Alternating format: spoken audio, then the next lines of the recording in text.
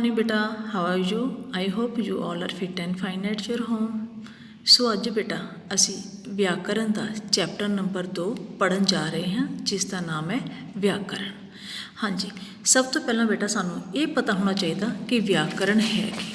ਤੁਸੀਂ ਦੇਖੋ ਕਿ ਘਰ ਵਿੱਚ ਅਸੀਂ ਜੇਕਰ ਰਹਿੰਦੇ ਹਾਂ ਤਾਂ ਆਪਣੇ ਮਾਪਿਆਂ ਕੋਲੋਂ, ਆਪਣੇ ਫੈਮਿਲੀ ਮੈਂਬਰਸ ਦੇ ਕੋਲੋਂ ਅਸੀਂ ਵਿਆਕਰਨ ਸੰਬੰਧੀ ਨਿਯਮਾਂ ਦੀ ਸਹੀ ਜਾਣਕਾਰੀ ਪ੍ਰਾਪਤ ਨਹੀਂ ਕਰ ਸਕਦੇ, ਕਿਉਂਕਿ ਉਦੋਂ ਅਸੀਂ ਸਿਰਫ ਆਪਣੀ ਇੱਕ ਮਾਤ ਭਾਸ਼ਾ ਹੀ, ਜੋ ਮਾਂ ਬੋਲੀ ਹੀ ਸਿੱਖਦੇ ਹਾਂ। ਅਤੇ ਜਦੋਂ ਅਸੀਂ ਸਕੂਲ ਵਿੱਚ ਆਉਂਦੇ ਹਾਂ ਤਾਂ ਫਿਰ ਸਾਨੂੰ ਹੌਲੀ ਹੌਲੀ ਬੇਟਾ ਵਿਆਕਰਨ ਸੰਬੰਧੀ ਨਿਯਮਾਂ ਦੀ ਜਾਣਕਾਰੀ ਹੁੰਦੀ ਆ। ਅਤੇ ਅੱਜ ਦੇ ਸਮੇਂ ਦੇ ਵਿੱਚ ਬੇਟਾ ਵਿਆਕਰਨ ਦੀ ਪੜ੍ਹਾਈ ਦਾ ਬਹੁਤ ਜ਼ਿਆਦਾ ਮਹੱਤਵ ਆ।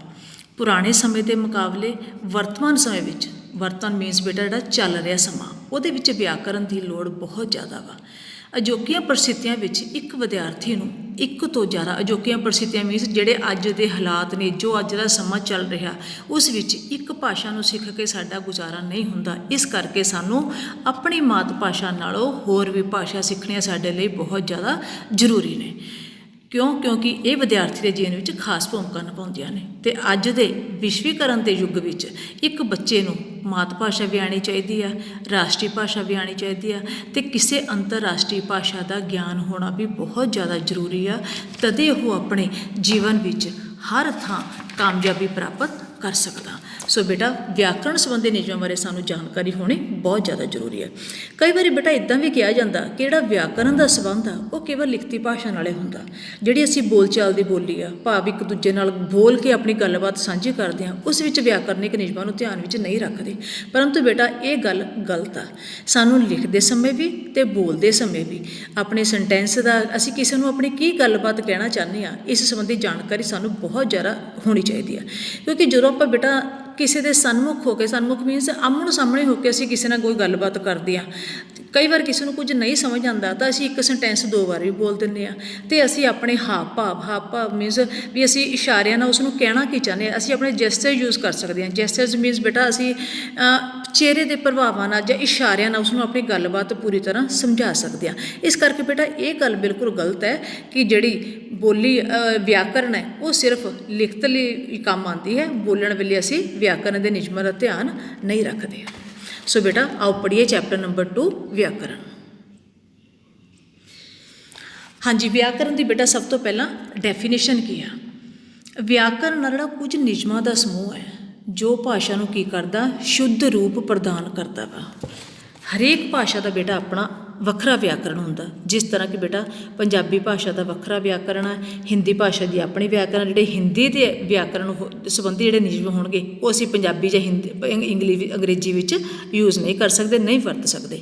ਇਸੇ ਤਰ੍ਹਾਂ ਜੋ ਅੰਗਰੇਜ਼ੀ ਵਾਲੇ ਜਿਹੜੇ ਨਿਯਮ ਨੇ ਉਹ ਅਸੀਂ ਪੰਜਾਬੀ ਜਾਂ ਹਿੰਦੀ ਵਿੱਚ ਨਹੀਂ ਵਰਤ ਸਕਦੇ। ਇਸ ਲਾਈਨ ਦਾ ਬੇਟਾ ਇਹੀ ਮੀਨਿੰਗ ਆ ਕਿ ਹਰੇਕ ਭਾਸ਼ਾ ਦਾ ਆਪਣਾ ਵੱਖਰਾ ਵਿਆਕਰਨ ਹੁੰਦਾ ਹੈ, ਜਿਸ ਦੀ ਕੀ ਵਰਤੋਂ ਕੀਤੀ ਜਾਂਦੀ ਹੈ। ਆ ਡੈਫੀਨੇਸ਼ਨ ਬੇਟਾ ਸਾਰੀ ਧਿਆਨ ਨਾਲ ਦੇਖੋ ਕਿ ਜਿਹੜੇ ਵਿਆਕਰਨ ਆ ਕੁਝ ਨਿਯਮਾਂ ਦਾ ਸਮੂਹ ਹੈ ਜੋ ਭਾਸ਼ਾ ਨੂੰ ਸ਼ੁੱਧ ਅਤੇ ਮਿਆਰੀ ਰੂਪ ਪ੍ਰਦਾਨ ਕਰਦਾ ਹੈ, ਅਤੇ ਹਰੇਕ ਭਾਸ਼ਾ ਦਾ ਆਪਣਾ ਵੱਖਰਾ ਵਿਆਕਰਨ ਹੁੰਦਾ ਹੈ। ਪੰਜਾਬੀ ਭਾਸ਼ਾ ਦਾ ਵੀ ਆਪਣਾ ਵੱਖਰਾ ਵਿਆਕਰਨ ਹੈ।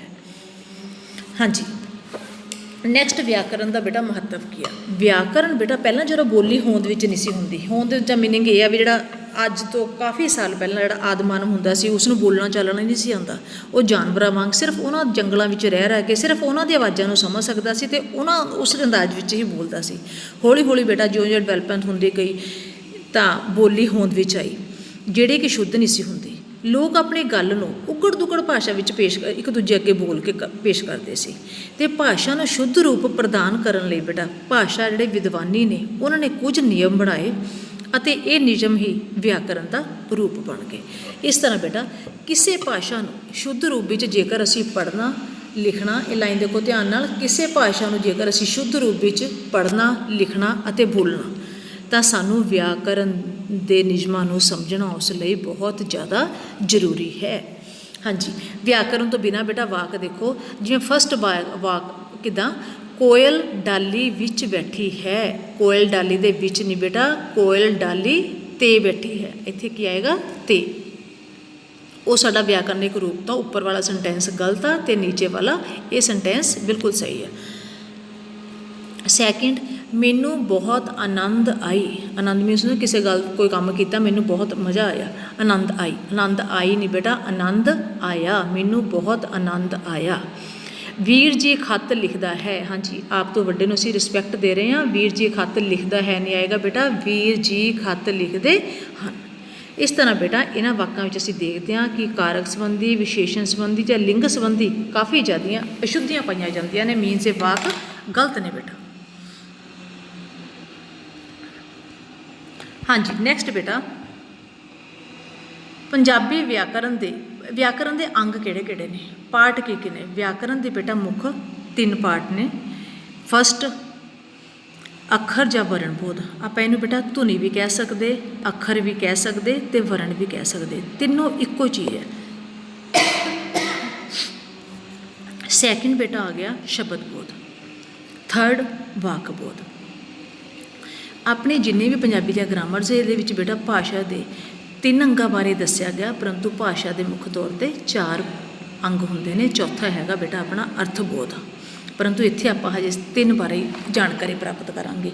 ਅੱਖਰ ਜਾਂ ਵਰਣ ਬੋਧ, ਜਿਸ ਤਰ੍ਹਾਂ ਕਿ ਬੇਟਾ ਪਤਾ ਲੱਗ ਰਿਹਾ ਸ਼ਬਦ ਊੜਾ ਐੜਾ ਈੜੀ ਨੇ ਸਾਰੇ, ਉਹਨਾਂ ਨਾਲ ਕਿਹੜੀਆਂ ਲਗਾਂ ਲੱਗਦੀਆਂ ਨੇ, ਕਿਹੜੇ ਲਗਾਖਰ ਲੱਗਦੇ ਨੇ, ਉਹਨਾਂ ਤੋਂ ਬਾਅਦ ਸ਼ਬਦ ਜੋੜ ਦੇ ਨਿਯਮ ਆਦਿ ਕੀ ਨੇ, ਇਹ ਸਾਨੂੰ ਸਾਰਾ ਕੁਝ ਅੱਖਰ ਬੋਧ ਤੋਂ ਜਾਣਕਾਰੀ ਹੁੰਦੀ ਹੈ।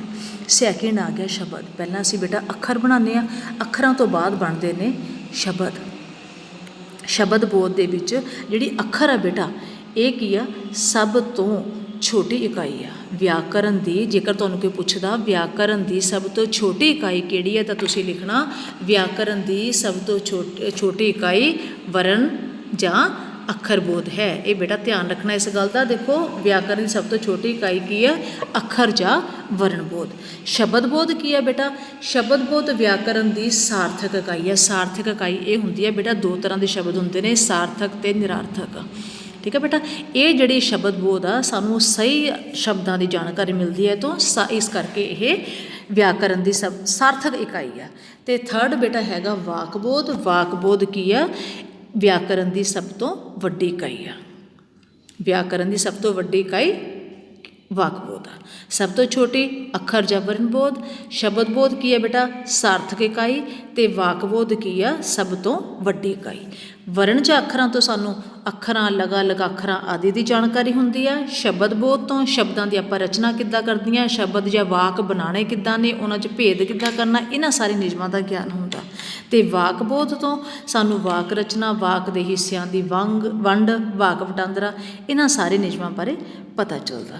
ਸੋ ਇਸ ਕਰਕੇ ਬੇਟਾ ਪੰਜਾਬੀ ਵਿਆਕਰਨ ਦੀ ਜਾਣਕਾਰੀ ਹੋਣਾ ਸਾਡੇ ਲਈ ਬਹੁਤ ਜ਼ਿਆਦਾ ਜ਼ਰੂਰੀ ਆ। ਕਿਉਂਕਿ ਜਦੋਂ ਤੱਕ ਵਿਆਕਰਨ ਦੇ ਨਿਯਮ ਨਹੀਂ ਸਨ ਬਣੇ, ਉਦੋਂ ਤੱਕ ਜਿਹੜੀ ਭਾਸ਼ਾ ਸੀ ਉਹ ਸ਼ੁੱਧ ਨਹੀਂ ਮੰਨੀ ਗਈ ਸੀ। ਅਤੇ ਹੌਲੀ ਹੌਲੀ ਇਸ ਦਾ ਵਿਕਾਸ ਹੁੰਦਾ ਗਿਆ ਅਤੇ ਵਿਆਕਰਨ ਸੰਬੰਧੀ ਜਿਹੜੇ ਨਿਯਮ ਬਣੇ ਉਸ ਨੇ ਭਾਸ਼ਾ ਨੂੰ ਸ਼ੁੱਧ ਅਤੇ ਮਿਆਰੀ ਰੂਪ ਪ੍ਰਦਾਨ ਕੀਤਾ। ਥੈਂਕ ਯੂ ਬੇਟਾ।